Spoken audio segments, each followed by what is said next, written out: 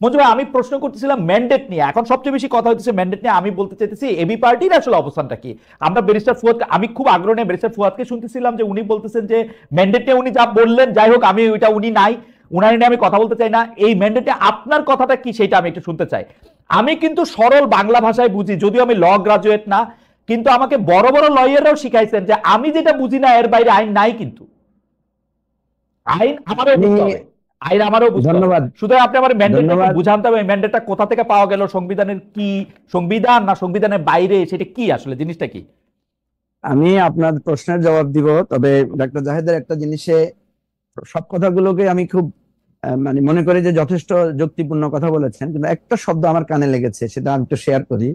সেটা হচ্ছে উনি বলেছেন যে সবকিছু নিয়ম মতো চলবে, নট নেসেসারিলি, মানে একটা পরিস্থিতি বুঝিয়ে বললেন।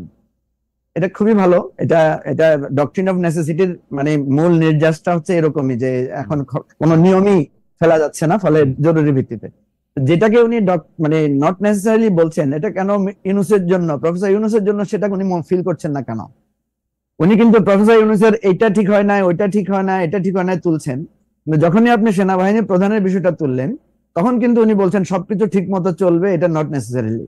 তো এই জায়গাটা আমি মানে আমি ডাক্তার জাহেদের একটু তুলে ধরলাম যে জাহেদ ভাই এই জিনিসটা একটা ব্যাখ্যা আশা করে দিবেন। সেনাপ্রধান তো তার জায়গা থেকে, যেইটা সেনাপ্রধানের ক্ষেত্রেও কিন্তু গতিজড়তা, সেনাপ্রধান এই জুলাই আগস্টে গতিজড়তা, মানে আমি গতিজড়তা এখন আলাদা করে ব্যাখ্যা করতে পারলে ভালো হতো, যে গতির সাথে তো ত্বরণ বাড়ে, এটা থামতে সময় নেয় আসলে। মানে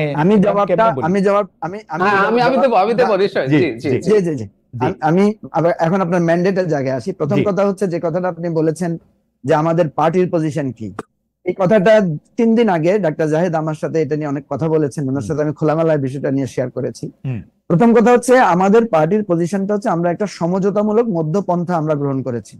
কেন করেছি আমি আপনাকে বলি, যে আমরা এই অভ্যুত্থানের পরে আমরা দেখছি যে অবদান নিয়ে একটা কাদা ছোড়াছুড়ি শুরু হয়েছে, যে বিএনপির কোনো অবদান নাই, জামাতের অবদান বেশি না ছাত্রদের অবদান বেশি ইত্যাদি, এবং এই বিতর্কটা কিন্তু প্রফেসর ইউনূস এটা শুরু করেছেন, এবং উনি এটার জন্য বিরাট দায় ওনার আছে, এটা আমি মিটিং এও বলেছি, লিখিতভাবেও বলেছি।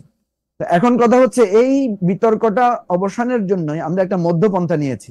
দেখেন, আমরা এজন্য আমাকে হয়তো আপনাকে অনেকে আমাদেরকে বলে যে ভাই আপনারা আসলে কি বলছেন, আমরা তো বুঝতেছি না, আপনাকে বিএনপির পক্ষে না এনসিপির পক্ষে না সরকারের পক্ষে?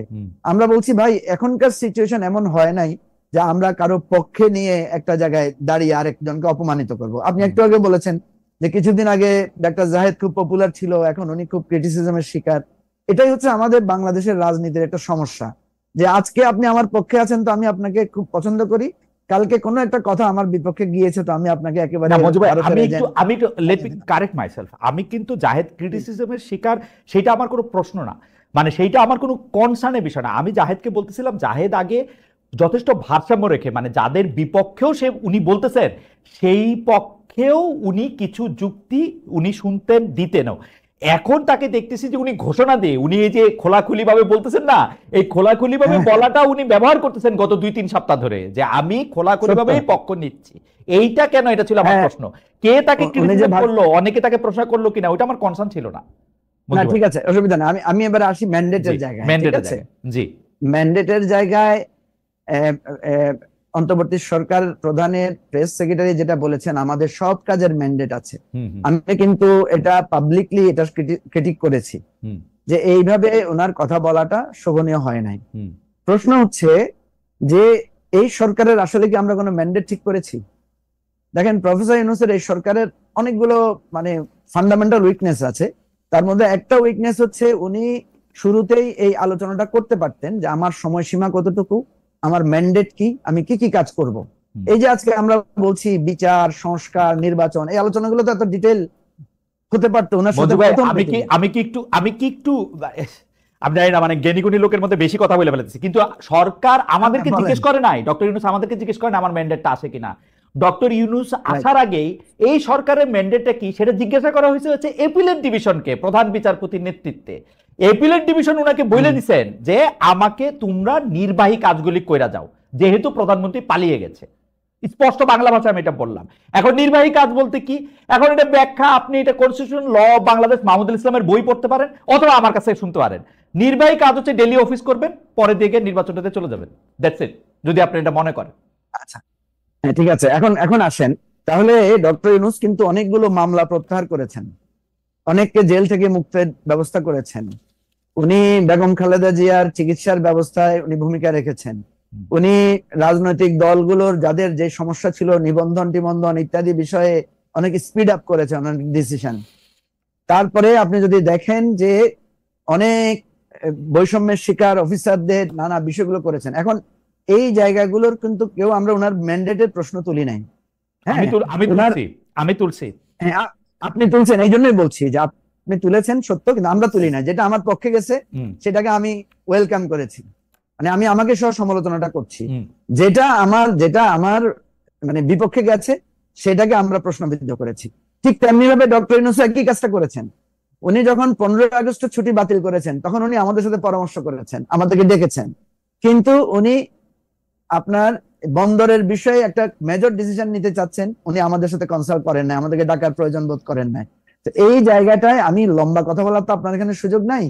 আমি আপনাকে যেটা বলবো, ডাক্তার জাহেদ কিন্তু অনেকগুলো কথা বলেছেন, আমি একটা আপনাকে কথা বলি, কথা বলাও বিপদ, কারণ কিছু বললেই ডাক্তার জাহেদ আবার আক্রমণ করবেন, ঠেস মারবেন বা পোক করবেন। একটাও করেন না এখন পর্যন্ত মঞ্জু ভাই, আজকে আমি একটাও দেখি নাই জাহেদ আপনাকে আক্রমণ।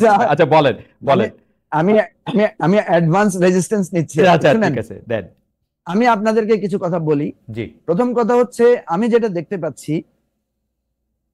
বিএনপি কে প্রতিনিয়ত কিছু লোক ডক্টর ইউনূস সম্পর্কে এমন কিছু ধারণা দিচ্ছেন যে ডক্টর ইউনূস ক্ষমতায় থেকে যাবেন, উনি একটা ষড়যন্ত্র করতেছেন, উনি বিদেশিদেরকে এখানে আনতেছেন, উনি বিএনপি কে কাটেল করতে চাচ্ছেন, এই ধরনের যত ধরনের। মঞ্জু ভাই আবার একটা কথা, আপনি এই যে চারটা কথা বলেন, না না আপনি আমাকে বলেন না, আপনি বলতেছেন যে বিএনপি ধারণা কথা আপনি বলেন, আপনার থেকে একটা মিনিট কথাটা শেষ হোক, না আমার এই কথাটা শেষ হোক, এই কথাটা শেষ করি আমি, প্লিজ এই কথাটা শেষ করি। হ্যাঁ, আমার এই বাক্যটা আরেকটু আছে, নাইলে আপনি কথার উপরে কথা বলেন। একইভাবে ডক্টর ইউনূসকে প্রতিদিন কিছু লোক কান পড়া দিচ্ছে যে এই জায়গায় সমস্যা হচ্ছে বিএনপি করতেছে, এই জায়গায় আপনাদের বাধাপ্রাপ্ত হচ্ছে বিএনপি করতেছে, এই জায়গায় এটা করতে পারতেছি না বিএনপির দোষ। অর্থাৎ ডক্টর ইউনূসের কানে সবসময় একটা কান পড়া দেওয়া হচ্ছে যে বাংলাদেশে যত অন্যায় অত্যাচার জুলুম চাঁদাবাজি এটা সেটা হচ্ছে, সব বাধা হচ্ছে বিএনপি।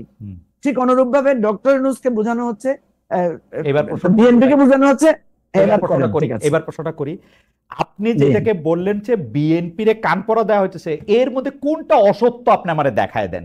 উনি 5 বছর ক্ষমতা থাকতে চান, এইটা আমি বিভিন্ন জায়গা থেকে আমি প্রচার প্রপাগান্ডা দিয়ে আমি দেখাইতে পারি যে এটা ডক্টর ইউনূসের ইচ্ছার বহিঃপ্রকাশ। বিএনপি ক্ষমতায় আসলে লুটপাট করবে, বাটপারি করবে, অসম্ভব এটা করবে, এইটা উপদেষ্টা পরিষদ থেকে শুরু করে গুরুত্বপূর্ণদের অনেকের এইটা কথাবার্তা। বিদেশিদের আনতেছেন, বিভিন্ন রকম বিদেশিদের স্বার্থ দেখতেছেন, এর মধ্যে কোনটা মিথ্যা? আপনার আমি আরেকটা যোগ করি, ডক্টর মোহাম্মদ ইউনূস কথায় কথায় গত সরকারের সঙ্গে ভারতের বন্ধুত্বের কথা বলে, একটা চুক্তি আপনি আমাকে দেখান তো ডক্টর ইউনূস ভারতের সাথে বাতিল করছে আইসা 9 মাসে, একটা ভারতীয় স্বার্থের এগেইনস্টে একটা সিদ্ধান্ত নিছে, প্রথম আইসা প্রথম টাকাটা দিছে আদানিরে, বললেই হবে। শুনেন, আমি আপনাকে বলি, এই প্রশ্নগুলো তো আপনি এখানে করলেন, এই প্রশ্নগুলো তো বিএনপি আনুষ্ঠানিকভাবে ডক্টর ইউনূসকে করতে পারে। আমি তো বলি নাই যে ডক্টর ইউনূসকে কোন কান পড়া দিছে কোনটা মিথ্যা, কিন্তু প্রশ্ন হচ্ছে ডক্টর ইউনূস যখন 10টা কথা বলে আপনি তো একটাকে পিক করতেছেন। আচ্ছা বলেন তো, ডক্টর ইউনূস তো আমাদেরকে বলছে যে আমি জুনের পরে আর একদিনও থাকবো না, আমি এটা লিখিত দিব। এই কথাটা কি কোথাও আপনি আলোচনা তুলছেন? না, আমি সব জায়গায় আলোচনা তুলি, কিন্তু ডক্টর ইউনূসের কথা আমার বিশ্বাস করতে ইচ্ছা করে না কেন? ডক্টর মোহাম্মদ ইউনূস বলছেন যে আওয়ামী লীগ নিষিদ্ধ করা আমার দায়িত্ব না, পরে আবার উনি আওয়ামী লীগ নিষিদ্ধ করছে নির্বাহী আদেশে। ঠিক আছে, এখন আপনি যদি ডক্টর ইউনূসকে বিশ্বাস না করেন, আমি আপনার সাথে একমত, ডক্টর ইউনূসকে আপনি বিশ্বাস করেন না, করতে চাই, বা ডক্টর ইউনূসের বিশ্বাস ভঙ্গের কারণ হয়েছে, এবং আপনি যে এটা বলতেছেন যে ডক্টর ইউনূস 5 বছর থাকতে চান, ধরেন ডক্টর ইউনূস যখন, দেখেন কেন কথাগুলো হয় এটা আপনাকে বলি, কান পড়া কেন বলি। খালেদা জিয়াকে যখন চিকিৎসার জন্য বাইরে গেছেন তখন একটা ব্যাপক প্রচারণা চালানো হয়েছে যে ডক্টর ইউনূস, অর্থাৎ এই সরকার খালেদা জিয়াকে মাইনাস করে দিচ্ছে রাজনীতি থেকে, কিন্তু খালেদা জিয়া যখন ফিরে আসছে তখন এই কথাগুলো যারা বলেছিলেন তারা কি একবারও সরি বলেছেন? ঠিক তেমনি ভাবে আমি বলি, ডক্টর ইউনূস যদি 2 মাস বা 3 মাসের মাথায় পদত্যাগ করেন, ক্ষমতা ছেড়ে দেন, তখন কি এটা প্রমাণ হবে যে উনি 5 বছর থাকতে চান নাই? না, নির্বাচন দিয়ে প্রমাণ ক্ষমতা হবে। হস্তান্তর করলেও প্রমাণ হবে যে তিনি থাকতে চান নাই। হ্যাঁ, থাকতে চান নাই। তখন এই যে আপনারা যারা বলছেন যে উনি, আপনি অনেক বিশ্বাস, আপনার অনেক দৃঢ়তা যে উনি 5 বছর থাকবেন, তখন কি আপনারা সরি বলবেন? না না, আমার এই বিশ্বাস না তো। আমি দেখতেছি যে প্রচার প্রপাগান্ডা করা হচ্ছে যে উনাকে অনেক লোক হ্যান্ডশেক করে, অনেক লোকে চায়, ডক্টর ইউনূসকে অনেক লোক চায় এবং উনার প্রিয় দল বলে, উনার অ্যাপয়েন্টি দল বলে, এনসিপি বলে এগুলা কথা। না না, আমি আপনাকে গণতান্ত্রিক পক্ষ থেকে বলছি, যে কোনো কিছু কাউকে তো বলার সুযোগ আছে। ভাই, আপনাকে যদি আমি বলি আপনি আমেরিকার দালাল, আমেরিকায় থাকেন, বলেন বলেন, আমার এই বলার রাইট, আপনার এটা বলার রাইট আছে কি? রাইট আছে, আছে আছে। আপনি আপনি এটাকে রাইট আকারে দেখেন, এটাকে আপনি তখন প্রমাণ করবেন, বা আপনি সেটাকে, আমার কথা হচ্ছে যে কে কি বললো, ঈদগাহে দাঁড়াইয়া 10টা লোক বা 100টা লোক বললো আপনাকে 5 বছরের জন্য চাই, ভাই এটা তো বলতে পারে। আমাদের কথা আসছে লোকের, আমরা বলছি দেখেন এরকম কথা তো কালকে ডাক্তার জাহেদের ব্যাপারে বলতে পারে, উনাকে কেয়ারটেকার আমি প্রধান হিসেবে চাই, তো এটা কি চাওয়ার অধিকার নাই? আমি তো খুব খুশি হব আপনাকে চিফ ইলেকশন কমিশনার আর ডাক্তার জাহেদকে যদি প্রধান উপদেষ্টা বানানো হয়, আমি তো এটাতে খুব রাজি। আমিও খুব খুশি হব, আমিও খুব খুশি হব মঞ্জু ভাই।